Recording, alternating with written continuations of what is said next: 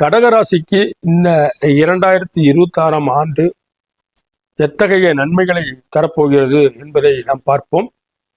கடகராசிக்கு குரு பகவான் 12 இந்த ஆண்டு 6வது மாதம் வரை 12ஆம் இடத்திலே சஞ்சரிக்கிறார்.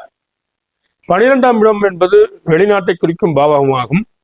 ஆக நீண்ட காலமாக வெளிநாடு செல்ல வேண்டும் என்ற ஆசை விருப்பம் உள்ளவர்கள் இந்த ஆண்டு அந்த விருப்பம் நிறைவேறும்.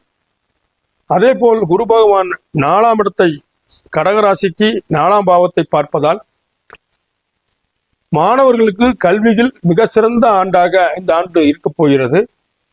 12ஆம் வகுப்பு பொதுத் தேர்வு எழுதும் மாணவர்கள் நல்ல ஒரு மதிப்பெண்ணை இந்த ஆண்டு எதிர்பார்க்கலாம்.